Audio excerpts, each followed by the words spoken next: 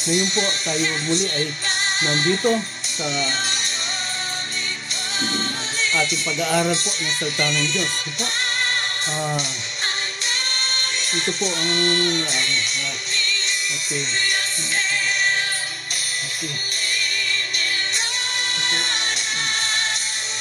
Thank you, Lord. Thank you, Lord. Thank you. Matabi kita disclaimer. Oh, disclaimer. Oh, meron po. Oh, sige, okay, thank you. Okay. Okay, thank you. Okay.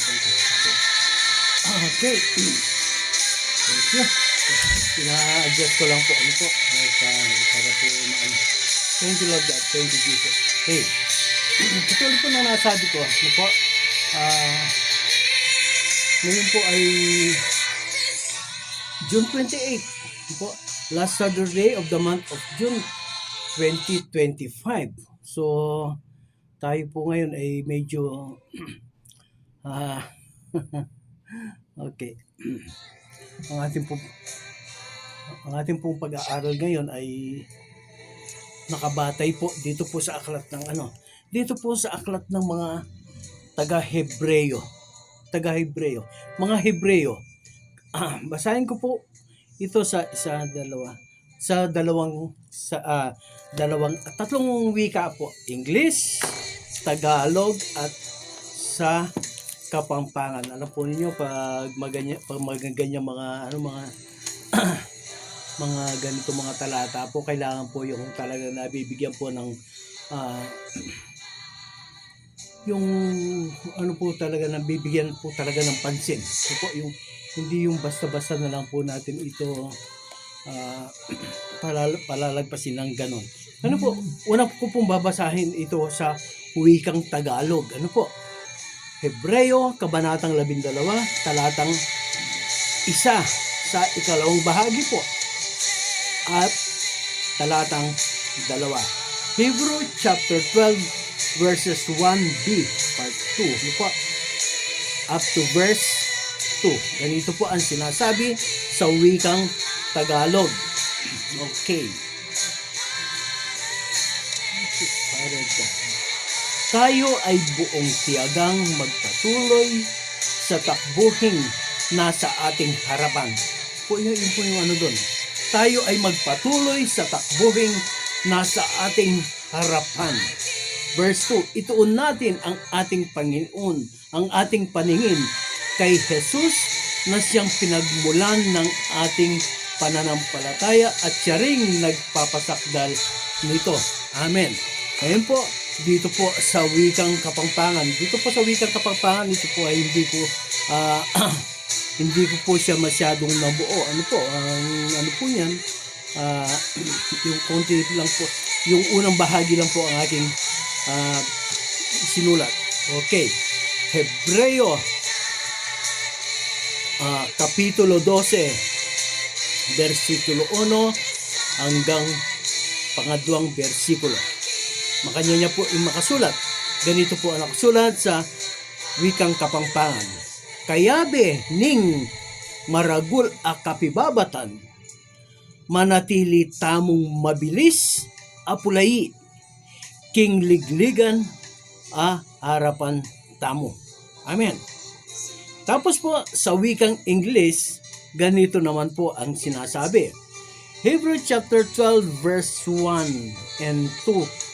Verse 1, part 2, B, at saka yung verse 2. Ganito po ang sinasabi.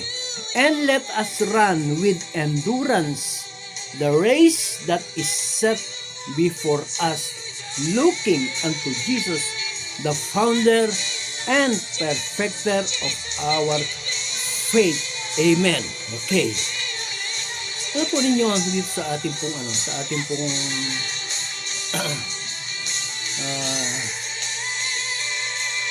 okay. Sa ating pong ginagawa na ito na pag-aaral. Tayo po bilang mga Kristiyano, parang tayo po ay nandito po tayo sa yung sa sports. Yung sa sports, halimbawa po yung boxing. yung race sa takbuhan. Meron pong takbuhan na meron pong 100-meter race, meron pong 200 meters, meron 400 meters, 10,000 kilometers. 10,000 meters. Ano po, yun po yung mga ano, et cetera and et cetera. Tapos meron din po sa mga ibang mga sports o yung mga larangan ng palakasan yung tinatawag na pole vault. Ano po, yung floor exercise na kung saan ito pong ang ating kababayang si Carlos Yulo, siya po ang nanalo sa mga napakarami na dalawang medalyang ginto ang kanya napanalunan sa ganitong larangan ng palakasan. Yung po meron pong tinatawag na long jump, no po? Yung long distance runner, yung triathlon. Marami pa pong iba. Ano po? At alam po natin, ano po? Alam po natin na sa ganitong mga sa ganitong mga palaro, sa ganitong mga aktibidad, sa ganitong mga ano ba yun? Yung games, sports, no po? Marami po ang tumatakbo, marami po ang sumasali, marami po ang kumbaga nakikiisa. Pero sa dinami-dami po ng mga kalahok na iyan, no po? Iisa lang po ang talagang nananalo. Ngayon, halimbawa ganito, madami ang kasama sa mga kalahok. Lahat nagsasanay. Lahat po ng mga contestant yan, lahat po ng mga participant, sila po ay nagsasanay, sila po ay nagpapagal, no? Madaming sakripisyo, po. Madaming sakripisyo ang kanilang ginagawa. Ako po ay mahilig Mahilig po akong manood ng sports. Pag ako po ay nanood ng TV, dalawa lang po ang pinapanood ko. News o kaya po sports. Yung sports na boxing, UFC. Yung pong tapos po yung wrestling. Yan po yung mga yun po ang pinapanood ko na madaming araw, madaming oras, madaming linggo, mga buwan. Minsan taon ang ginugugol po ng mga taong ito na sila po ay naghahanda para minsan pagdating ng tamang panahon, pagdating po ng tamang oras, sila po ay haharap sa totohanang laban. Pero sa dinami-dami nga po ng kalahok, sabi ko nga isa lang po. Isa lang po ang nananalo doon sa major prize. Isa lang. Mas gaano po karami ang mga ang mga kasali diyan, no po? Isa lang po ang totoong nagwawagi. Yung pong napapanalunan po nila mga tropeo, mga medalya, mga cash at saka mga sertipiko. Isa lang po ang talagang nananalo. Ito po ay sa mga atleta, sa mga sports na ating nakikita, napapanood. Minsan maaring tayo po ay kasama doon sa ganitong dito po sa ganitong mga larawan. Bagaman sila po ay tunay na nagpupunyagi, sila po ay tunay nagsisikap, sila po ay tunay nagtitiyaga. Pero sa huli, isa lang po talaga ang siyang panalo. No po? Sa paligsahan, iyan ng palakasan. Pero pagdating po sa buhay, Kristyanismo, sa buhay po natin ng mga mananampalataya, sa buhay po natin na mga tagasunod ng ating Panginoong Hesukristo. Ito po, sa takbuhin na ating sinalihan, hindi po unahan, hindi po pagalingan, hindi po palakasan ang kailangan dito. Hindi mo pwedeng sabihin na, nauna akong naging Kristiyano sa iyo. Matagal na akong Kristiyano bago ka pa nakakilala. Hindi po yun Hindi po counted yan na Hindi po sinabi sa Biblia na mas naunang Kristiyano, mas maraming pagpapala. Hindi po paunahan yan. Sa totoo lang po, ang Panginoong Hesukristo mismo, siya nagsabi na mayroong mga nauuna na mahuhuli at mayroong mga nahuli na mauuna. So, pagdating po dito sa ganitong larangan, paglilingkod sa ating Panginoong Diyos, sa ating Panginoong Kristo, hindi po yan kinukuha sa unahan kung sino ang nauna. No po? Kung sino yung early bird. No po? Hindi po yan kinukuha sa dyan. At hindi rin po kinukuha doon sa pagalingan. No? Ano po? Hindi yung sinasabi na magaling. Ano? Magaling magmensahe. No? Meron mga meron talagang mga pastor, meron talagang mga tao na talaga namang paghawak pa lamang doon sa mikropono talaga namang marami na ang napapagpala, no? At sinasabi nga nila, magaling siya, marunong siya, bihasa siya. Isa siyang karapat-dapat na pastor. Pero hindi po yan ang hinahanap ng Panginoon. Hindi po pagalingan ang hinahanap ng Panginoon sa paghahayag ng salita ng Diyos. Hindi po pagalingan ang hinahanap ng Diyos doon po sa pagbabahagi ng salita ng Diyos para sa ikaliligtas ng mga mararaming mga tao. Hindi rin po yan kinukuha. Ano po? Sa palakasan, kung sino ang mas malakas, siya dapat manalo, siya dapat manguna. No. Si malakas siya, dapat siya ang pastor. Dapat siya ang mamuno kasi malakas siya. Opo, hindi po ganyan na hinahanap ng ating Panginoon Kristo. No? Yung tao na yan, ang lakas pag kumakanta, ang lakas ng boses niya. Pag pumapalakpak, yumayanig yung katabi niya, halos matumba, mabuwal sa lakas ng kanyang palakpak. Kung makasigaw ng amen at saka ng hallelujah, talaga namang napakalakas. Hindi po kinukuha yan sa palakasan. Ano po? Kaya uulitin ko po, ang paglilingkod sa Panginoon, hindi po yan kinukuha sa paunahan, hindi po yan kinukuha sa pagalingan, at hindi po yan kinukuha sa palakasan. Ang paglilingkod po sa Panginoon ay nasa sa puso. Ano po? Ang paglilingkod po sa Panginoon ay sinasabi po dito sa Dito sa Matthew chapter 24 verse 13. Ano po? Ang manatiling tapat hanggang wakas ay siyang maliligtas. Sa ating pong paglilingkod sa ating Panginoon, ano po? Sa ating pagtakbo, dito po, sa larangan ng pagiging Kristiyano, hindi ka kailangan magmadali. Ang kailangan mo dito, ikaw ay makarating hanggang doon sa finish line na nasa iyong harapan.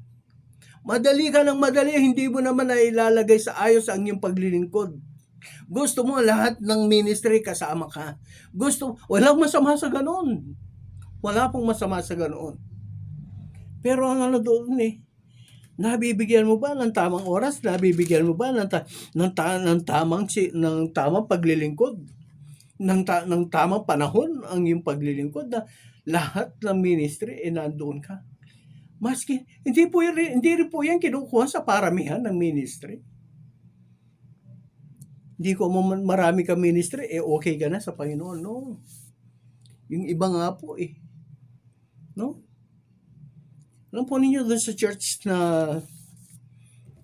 dinadaluhan ko. Yung mga nakakilala sa Panginoon. So, marami na po sa kanila yung mga namatay. Alam po ninyo, ang mga ministry lang po nila na magkapatiran na yun, sila lang po yung taga-ayos ng mga upuan noon. Kasi po hindi pa po kaya ng church doon na magbayad ng mga maintenance, na mag-aayos ng mga upuan. Sila rin po ang nagpupunas sa mga upuan, yung mga alikabok. Sila rin po ang nagwawalis doon sa sahig. Sila rin po ang naglalampaso doon sa sahig. Hindi po yan ang Panginoon, hindi po niya hinahanap yung yung nagagawa mo. Ang tinitingnan ng Diyos ay yung nasa puso mo. Yung bang ginagawa mo ay totoo sa puso. Ang sabi nga po rito dito sa Matthew chapter 24 verse 13, ang manatiling tapat hanggang wakas ay siya maliligtas. Ang manatiling tapat sa takbuhing ito ay siyang maliligtas, sabi ng Panginoon. Maski na nagpupunas ka lang ng pasimano, nagpupunas ka lang ng upuan, Hindi ka tumatayo dun sa harapan, hindi ka nag-mensahe, hindi ka umaawit, hindi ka nagsaserve ng communion. Basta ikaw ay nandoon, naglilingkod, tao sa puso mo ang ginagawa mo. Katanggap-tanggap yan sa Panginoon. Tunay nga na nandoon ka. Ang lakas ng boses mo, ang lakas ng tinig mo. Kung makasigaw ka ng hallelujah, makasigaw ka ng amen, talaga namang dinig hanggang doon sa labas ng church. Pero totoo ba yan sa puso mo? Sabi ko nga po nung nakaraan nung nagmensahe ako dun sa church, dun sa sa Don Watts. Yung iba, attend ng church Hindi naman naiintindihan kung ano yung kanilang napapakinggan. Yung iba narinig lang. Sa kaliwang tenga, lumabas din naman sa kanan. Bakit? Malalaman. Habang nasa loob ng church, saan sigla-sigla? Kung makapalakpak ay talaga naman. Kung makasigaw ng amen at ng hallelujah ay talaga naman. Nakakapagpala sa yung mga kapatid na nasa tabi lang, napapagpala sila. Pero paglabas po ng church, tanungin mo, ano ang mensahe? Ano ang natutunan mo sa mensahe? Wala siyang maisagot. Bakit? Kasi hindi naman totoo. Panlabas ang ginagawa ng mararaming mga kapatiran. So, hindi po unahan, hindi pagalingan, hindi po palakasan ang paglilingkod sa ating Diyos.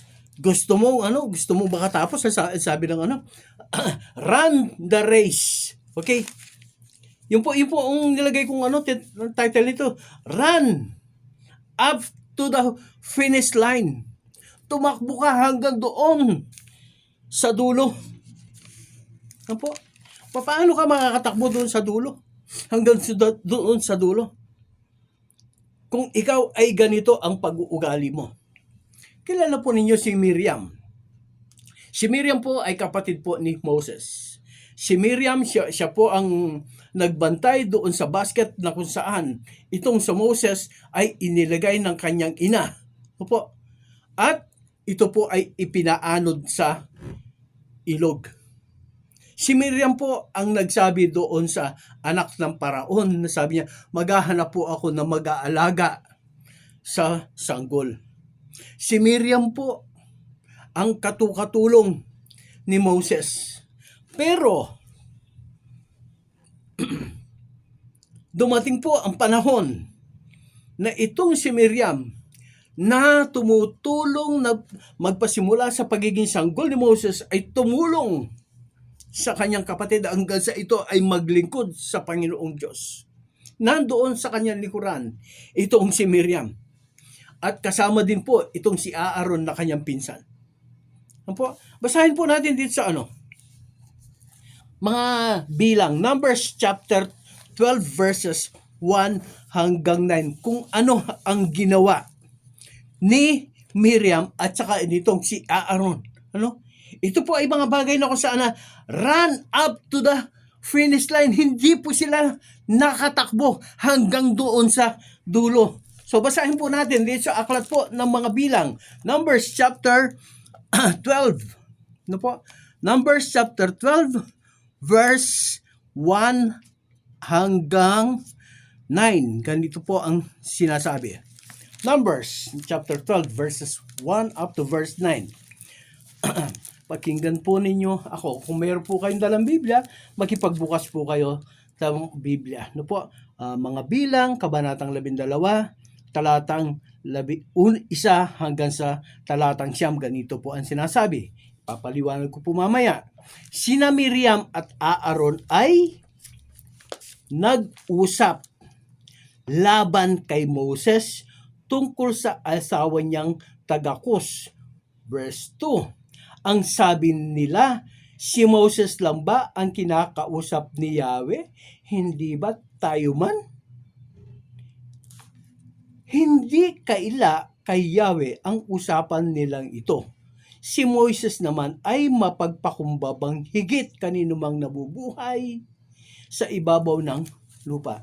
Ano po ang ginawa ni Miriam at saka ni itong si Aaron dito po sa pasimula po ng chapter 12?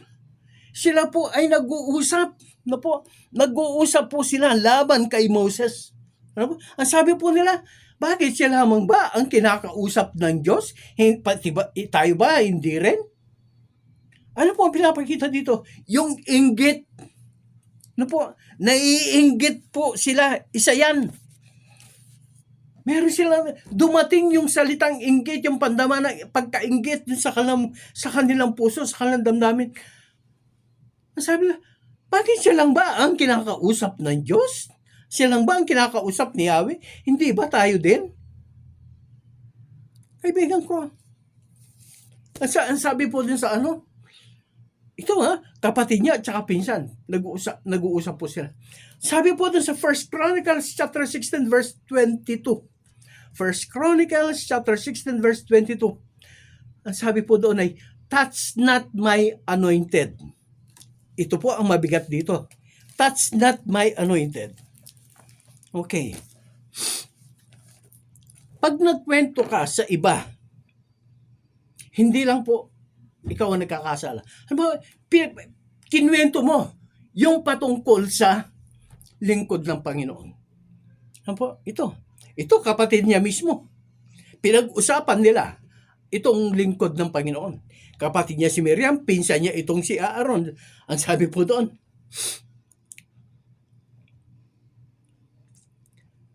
hindi lang po yung nag-usap. Hindi pa lang po yung nagkwento. Kundi yung nakinig din.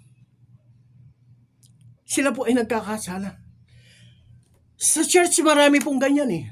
Marami din pong ganyan sa church.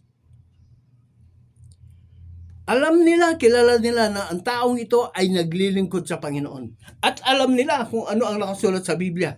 Yung huwag mong salingin ang aking pinahiran, ang sabi po ng Diyos. 1 Chronicles chapter 16 verse 22. Nakasulat din po yan sa mga awit 105 verse 15. Huwag mong sasalingin ang aking pinahiran.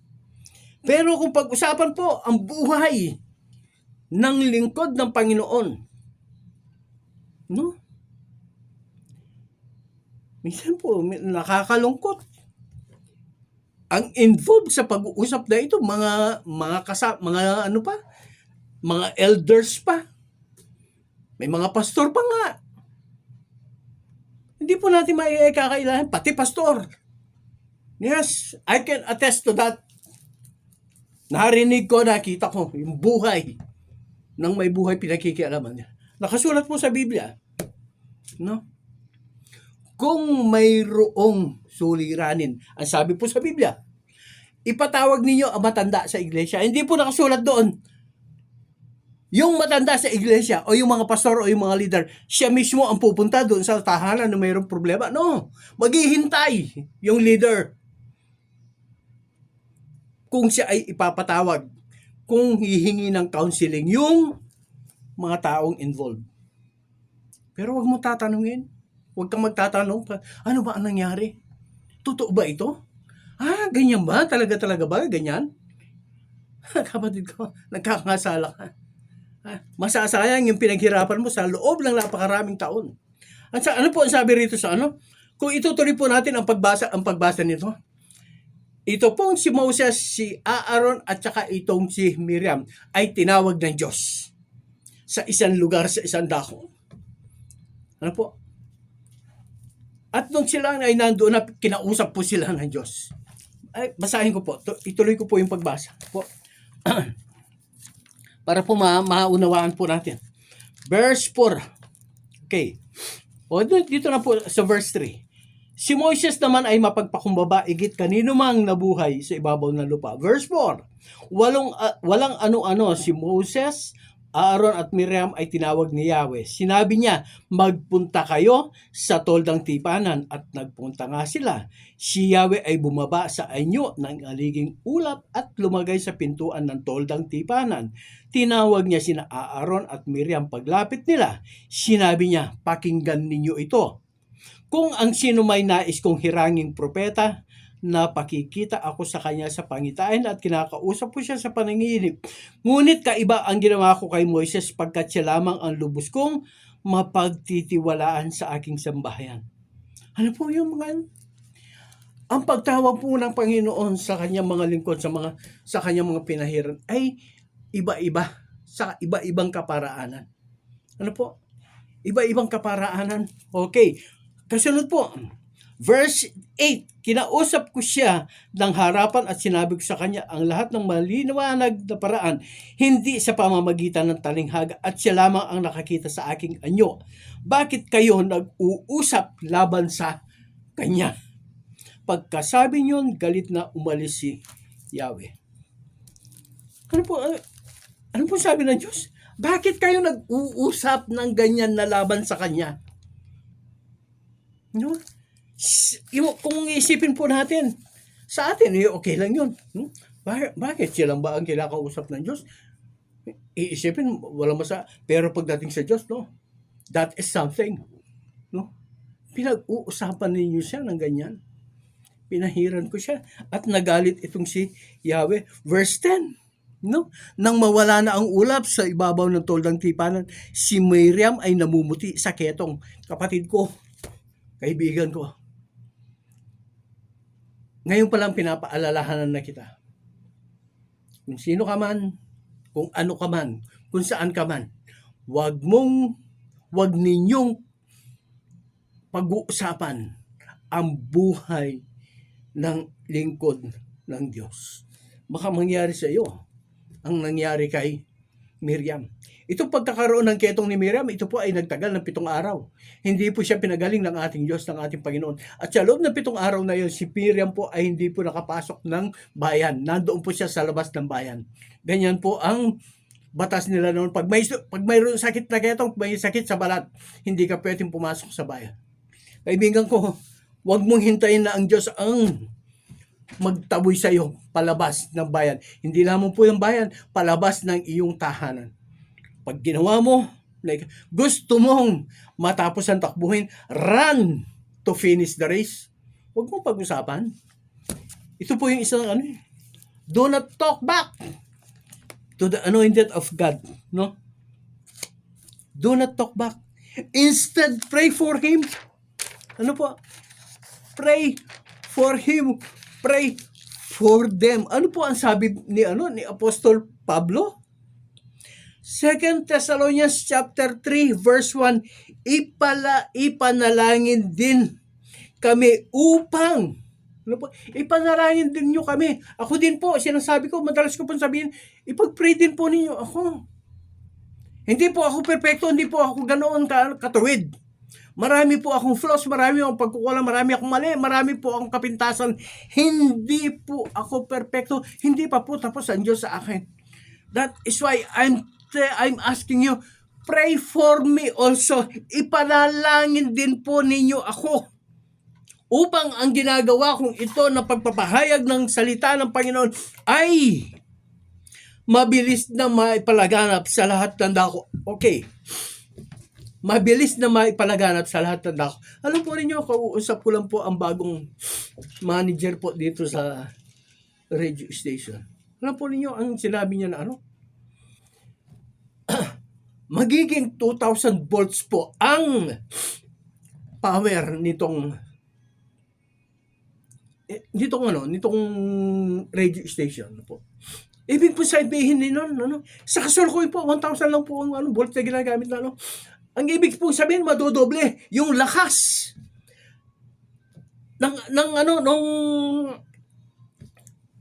yung term na basta madodoble po ang lakas ng mga cell site na nitong radio station. Mas marami, mas malawak na lugar ang maaabot po niya dito sa ating bansa.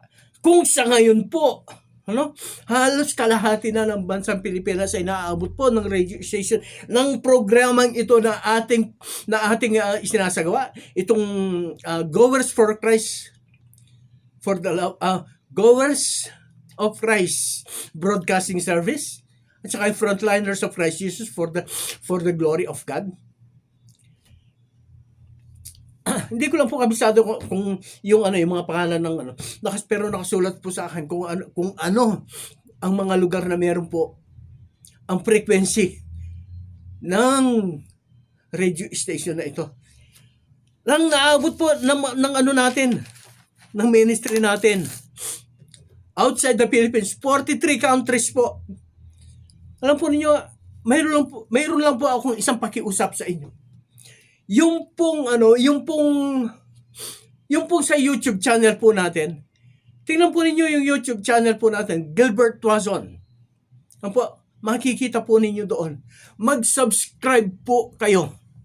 Ano po? Yun lang po ang hiling ko sa inyo. Mag-subscribe lang po kayo. Kailangan ko lamang po ng 200 subscribers. Ano po?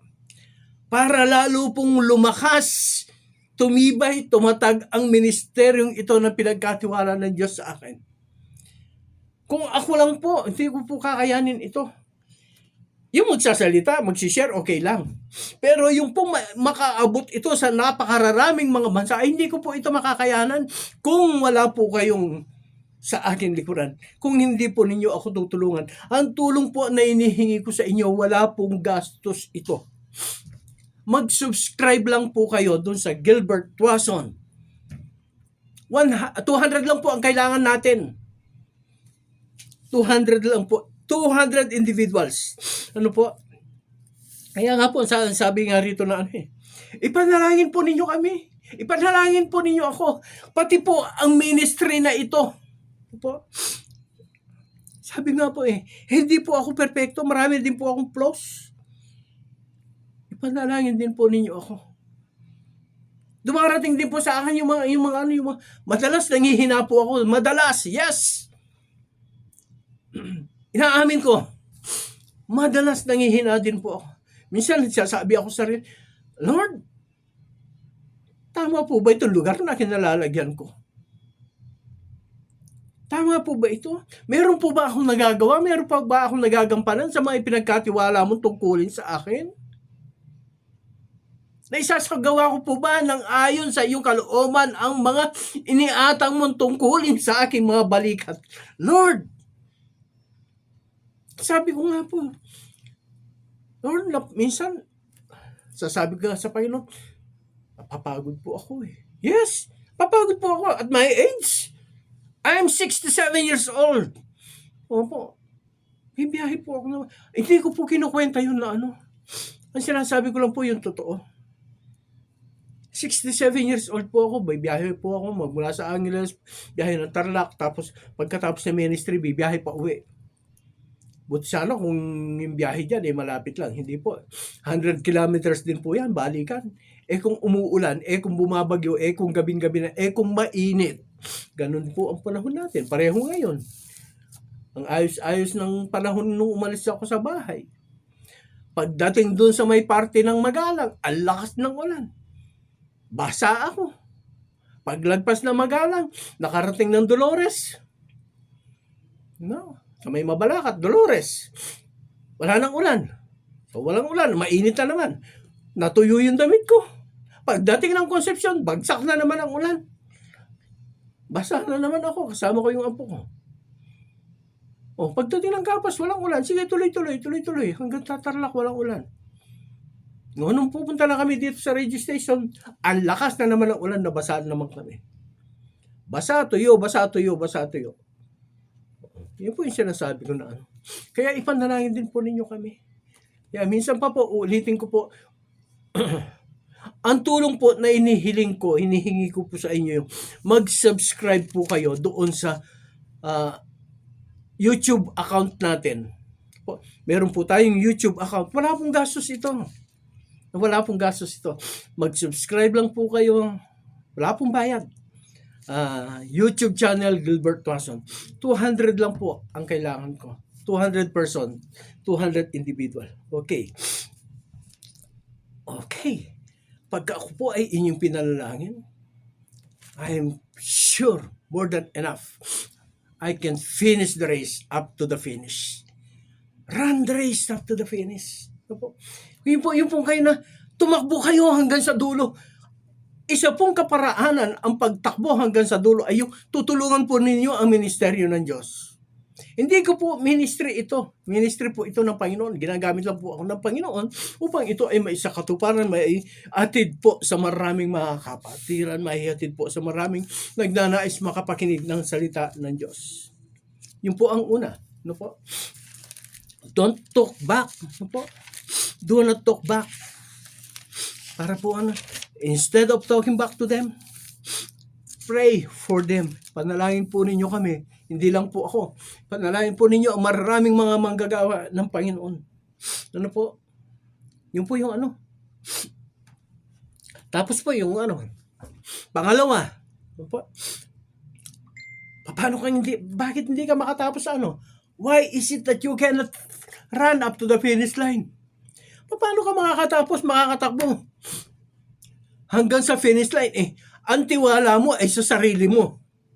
Ang tiwala mo ay sa lakas mo. Ang tiwala mo ay sa tinatangkilik mo. May pera ka, may yaman ka, may bahay ka, may kotse ka, meron kang talino, meron kang degree, meron kang pinag-aralan, meron kang negosyo. Doon nakatutok ang iyong pagtitiwala. You never trust God. You never call on the God. No? Ang sabi po ng Biblia ito po, number 2 po ito. Number 2. Ang pangalawa po ito, yung hindrance to finish up to the finish line. Ano po? Yung po yung trust on yourself. Yung selfie, yung tinatawag ko na apology. Yung pong apology na sinasabi ko, yung ako ay me. Ako, I and me only. Ganun lang. Yung apology, puro ako. Apology. Ano po? Ano po? Ano po ang sabi ng Biblia? Proverbs chapter 3, verse 5.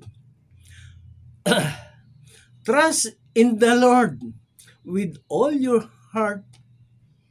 Lean not on your own understanding. Magtiwala ka sa Diyos ng iyong buong puso. Huwag magtiwala sa iyong sariling kaalaman, sa iyong unawa, sa iyong sariling talino. No. Yung pong talino natin, wala yan. Pagdating sa Diyos, di nga po natin alam kung ano mangyayari mamaya, kung ano mangyayari bukas. Magtitiwala tayo dun sa ating kakayahan, dun sa ating talino. No. Trust in the Lord. Sa Diyos tayo magtiwala. Sa Diyos tayo umasa, sa Diyos tayo manalig upang tayo ay makatapos ng ating takbuhin. Let us finish the race. Ganun po yung buhay natin bilang mga mananampalataya. Trust in the Lord. Yun lang po ang pinakamaganda na masasabi ko na Si Job, Si Job po, ang sabi po ng kanyang kaibigan na si Eliphaz. Ang sabi po ni Eliphaz sa kanya, nung si Job po ay lahat ng kanyang mga ari-arian, mga tupa, mga kamelyo, mga asno, yung kanyang mga alipin, yung kanyang mga anak, nangamatay po na lahat. Kinuha ng kaaway, nangamatay po lahat. Tapos, siya po ay nagkasakit. Sorry po dun sa mga kumakain sa oras na ito. Siya po ay nagkaroon ng bukol-bukol, mga pigsa-pigsa sa buong katawan. Sabi nga po sa Kapampangan, megnak-nak yung katawan. Tumutulo ang nana sa lahat ng bahagi ng kanyang katawan.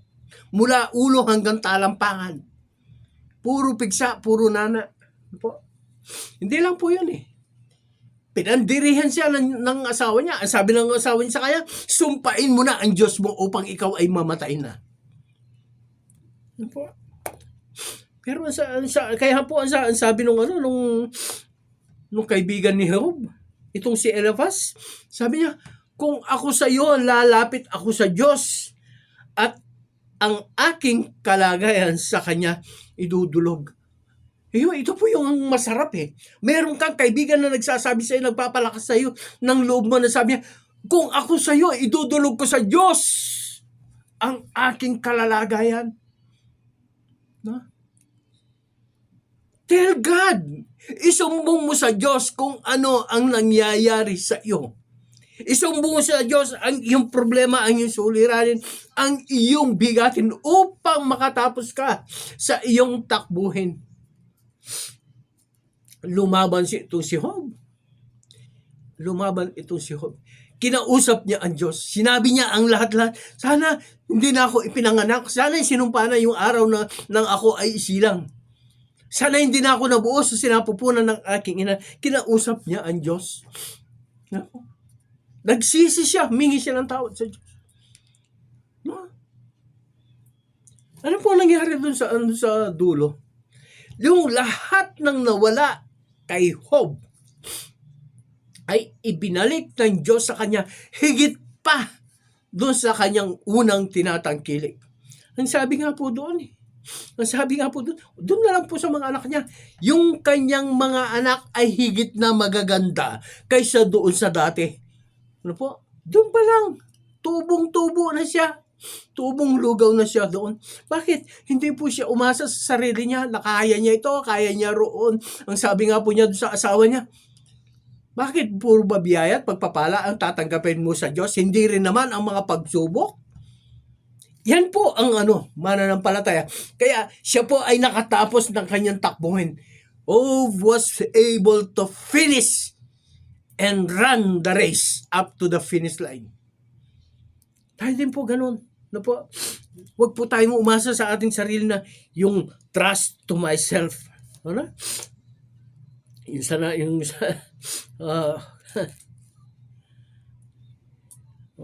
Sabi nga po ninyo, minsan na pag-aano ko yung mga kapampangan na yung sinabi po ni Eliphaz sa kanya, sabi po niya na, kung ako sa'yo, idudulog ko sa Diyos ang aking kalalagayan. Alam po sa inyo sa kapampangan, ano sabi doon? Nung ako ing atsukeng lugal mo.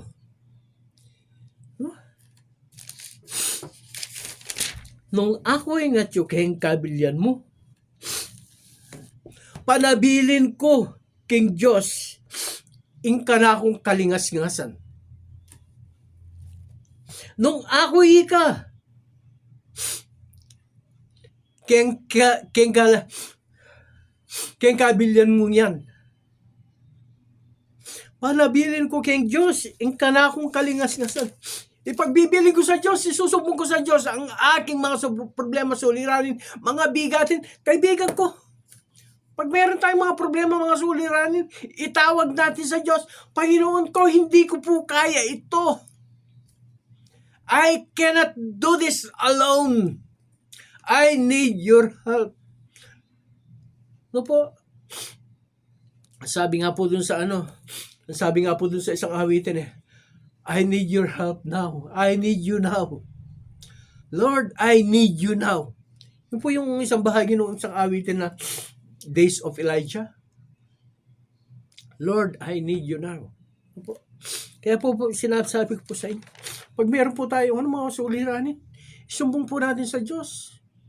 Sabihin po natin, makakasigurado pa po tayo na hindi po makakarating yan sa kapitbahay natin pag sa Diyos natin sinabi. Yan po, walang makakaalam dyan sa mga problema natin na sasabihin po natin sa Diyos. Lahat pwede natin sabihin sa Diyos. Wala po, hindi po niya ichichismis yan sa kapitbahay natin. Okay, yun po number 3. Number 2, do not trust on yourself. Ito pong panghuli ay yung, kukwento ko po yung isang long distance runner. Meron po isang long distance runner na nagngangalang John Stephen Akhwari. Isa po siyang Tanzanian. Sa Tanzania po siya lumaki. Pero isa po siyang South African national. Okay. Noong pong 1968, siya po ay pinadala ng kanyang bansa doon po sa Mexico City upang sumali doon po sa race na long distance. Okay.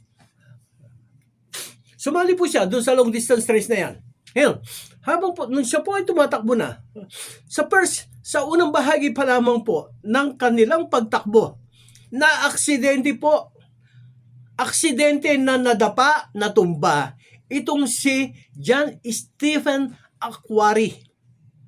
At sa kanyang pagkadapa, bumagsak po ang kanyang balikat. Hindi po maganda ang pagkabagsak niya. So, nagkaroon po ng fracture ang kanyang balikat. Hindi lamang po yan, yung kanyang tuhod, no po, na-dislocate po yung kanyang kneecap. Oh. Okay. Na-dislocate po yung tuhod ni yung takip ng tuhod ni Aquari.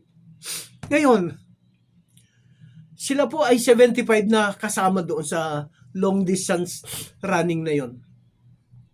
18 po doon sa 75 na yon, sila po ay nag-pull out dahil hindi po nila kaya. Una, dahil po doon sa muscle cramp. 42 kilometers po ang tinatakbo nila dahil po sa muscle cramp.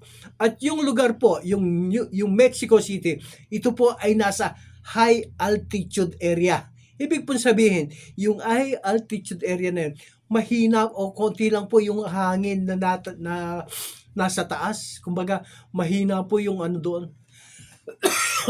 Ngayon, napakalaki problema po para kay Stephen Aquari ang nangyari na Siya po ay nagpilit na tumakbo. Alam po ng mga tao, alam po ng mga nanunood, alam po ng mga announcer na siya po ay magpo-pull out na. Dahil po siya po ay mayroong dislocated kneecap at meron po siyang injury sa kanyang balikat. 18 po sa mga kasama doon sa 75 mananakbo ay nag-pull out na po. Ngayon po ito po si John Aquari, hindi pa rin po siya tumigil. Sa kanya po, pinilit po niyang makatapos ang ginagawa po niya, palundag-lundag, lumalakad at kinakaladkad po niya ang kanyang paa para po makarating doon sa finish line. Ano po? Hindi po siya nag-pull out, hindi po siya tumigil. Ano po ang sabi ni nung mga winner,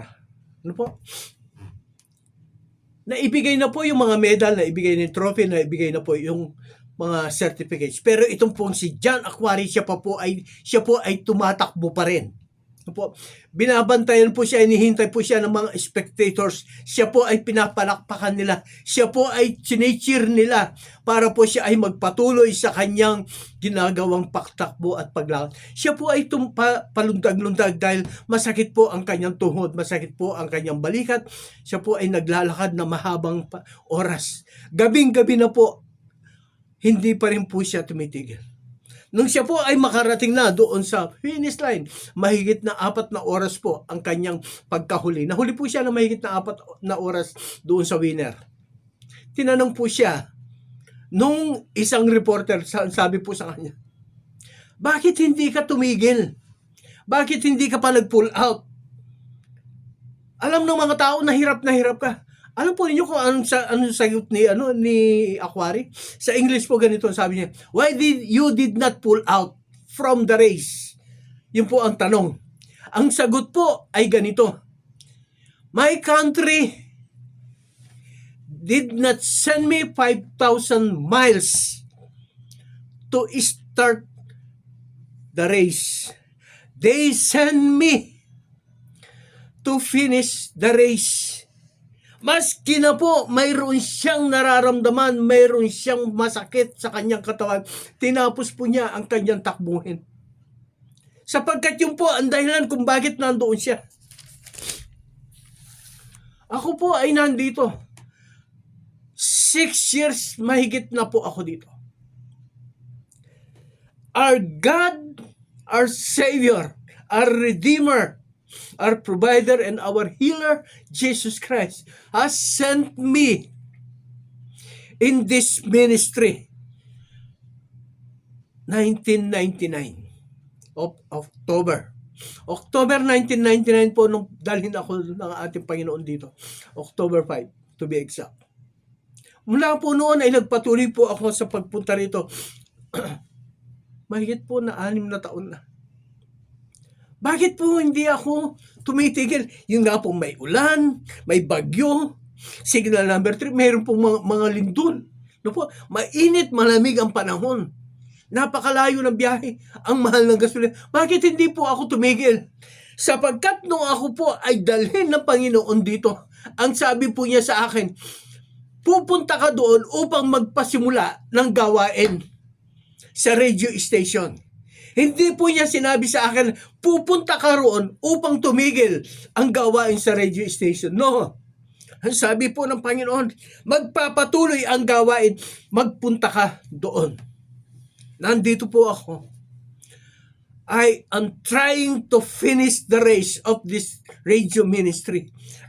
Ang inihiling ko lang po sa inyo, ang inihingi ko lang po na tulong sa inyo, mag-subscribe po kayo doon sa YouTube channel, Gilbert Tuason. Yun lang po, para po magpagpatuloy po ang ministeryong ito.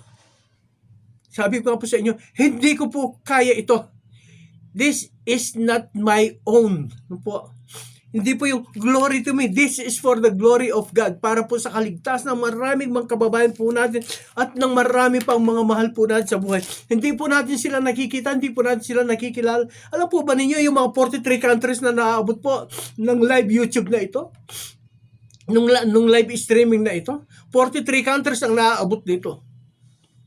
Hindi ko po sila kilala, hindi na ako kilala. Pero ang mahalaga doon, nakakarating po sa kanila ang paghahayag, pagsasalita, pangangaral, pagbabahagi ng salita ng Diyos. Sila po ay nagkakaroon po ng pagkakataon na sila po ay maligtas.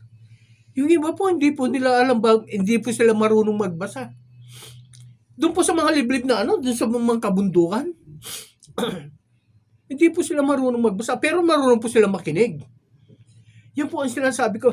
Kahit hindi po sila marunong magbasa, at least nakakarinig po sila. Ang sabi po sa Revelation chapter 1 verse 3, mapalad ang bumabasa at nakikinig. Hindi sila marunong bumasa pero nakikinig sila. At tumutupad ng mga bagay na nakasulat dito. Mapalad din po sila. Although hindi po sila nakakabasa. Salamat po sa Panginoon sa ministeryo ito na pinagkatiwala po niya sa atin. Ano po? Ulitin ko po, yung sinabi po ni John Aquari, my country did not send me 5,000 miles to start the race. They sent me to finish the race. My God, my Savior, my Healer, my Redeemer, my Provider, Jesus Christ, sent me to this radio ministry not to start this ministry, but to finish the race of this ministry. Ang magpahayag, magbalita, magbahagi ng salita ng Diyos sa pamamagitan po ng social media. Salamat po sa Diyos sa ministeryong ito na pinagkatiwala po niya sa akin. Sa Kanya po ang kapurihan. Tayo po ay manalangin. Thank you, Lord God. Thank you, Jesus. Panginoon, kami po ay lumalapit sa dakilang harapan, nagpupuri, nagpapasalamat, sinasamba, dinadakila ka po namin, O God. Ama, salamat po sa pagkakataong ito na ibinigay mo po sa akin. Minsan pa, O Diyos, ako po, Ama, ay nagpapasalamat, nagpupuri sa iyo na ako po ay binigyan mo ng oportunidad na ako po ay makapaglingkod sa pamamagitan po ng social media, pagbahayag po ng iyong banal na salita sa pamamagitan po ng pagsasalita sa ganitong mga pagkakataon. Diyos, purihin ka, sambahin ka, dakilain ka. Diyos, salamat po. Ang mga nakikinig po, O Diyos, mga sumusubaybay, mga patuloy po na nakikinig sa ministeryong ito, patuloy, O Diyos, na pagpalain mo po sila, gabayan mo, basbasan mo. Sila man po, O Diyos, ay nasa maralayong lugar. Sila po, O Diyos, na nandoon po sa mga liblib na lugar dito po sa Pilipinas at doon po sa iba't ibang bahagi ng mundong ito, O God, Lord. Salamat po, O Diyos. Hindi man po ako nakakapunta sa mga lugar na iyon, O God, Lord. It is an honor, O God, Lord. It is an honor, Panginoon, na ginagamit po ako, ginagamit po ang tinig ko, O Diyos, upang may bahagi ang iyong banal na salita, O Diyos, sa pamamagitan po ng ganitong teknolohiya. Purihin ka, samahin ka, dakilahin ka, O Diyos. Ama, I'm telling you this, O God. Sinasabi ko po ito, I cannot do this alone, O God. Without you, O God, I can do nothing, O God. Kaya nga, O Diyos, pinagkakatiwala ko po sa iyo, O God. Lord, I trust in you, O God, Lord. I trust in you. I will hold on you, O God. I will stay, God. I will run to finish the race. Purihin ka, O Diyos, sambahin ka, dakilayan ka, sa pangalan po na yung bugtong na anak na si Kristo Jesus. Amen and amen. Ang oras po natin ay alas 5:56. 4 minutes more to go. Okay, sasamantalahin ko po yung 4 na minutong natitira. I-announce po. Yung pong meron po tayong mga gawain dito po sa Tarlac. Ano po? Unang-una po dito po sa CEMI San Manuel, District 4, Cantarilla. Sa pangunguna po yan ni Pastor August Pineda Ronquillo. Okay. Alam po niyo, itong po si Pastor August Ronquillo, ano po, kasama po ng mga manggagawa doon sa mga kapatiran dito po sa may San Manuel District 4 kasi sa may Cantarilla, si MI San Manuel. Meron po sila mga ginaganap ng mga Bible study dun sa mga iba-ibang barangay. Pareho po dito sa sa San Pascual, sa San Manuel, sa San Jose, sa Villa Bacolor, Kapanikyan, Balingka, Naway. Marami po silang mga gawain doon. Samahan po ninyo sila sa mga Bible study na kanilang ginaganap. No po? Samahan din po ninyo sila sa kanilang gawain sa kanilang pananambahan sa araw ng Sabado o araw po ng Linggo. Ganon din po, meron din po tayong gawain doon po na CEMI Herona. Sa pangunguna po yan ni Pastor Jeff Benson, no? Sa may Salapungan, CEMI Herona. Okay. Tapos po, dito po sa may CEMI Akosilian, Kagumitan, Tuwaw, Cagayan Valley. Ang layo na po. CEMI Akosilian, Kagumitan, Tuwaw, Cagayan Valley. Sa pangunguna po yan ni Pastor Ariel Castillo. Amen. Samahan po niyo sila. Tinitiyak ko po sa inyo, mapapagpala kayo. Mararanasan po ninyo ang presensya at kapangyarihan ng Diyos. Amen. Salamat po sa bawat sa inyo. Hanggang sa susunod po na linggo o Sabado. Okay. 1, 2, 3, 4, 5. July 5 na po, sa susunod na tayo po ay muling magkikita. Purihin na ng Diyos sa kanyang kabutihan, sa kanyang biyaya, pagpapala, pag-iingat, gabay, patnubay sa bawat sa atin. Magandang araw po sa bawat isa. Amen at amen. Thank you, Lord God. Amen. Thank you, Lord. Thank you.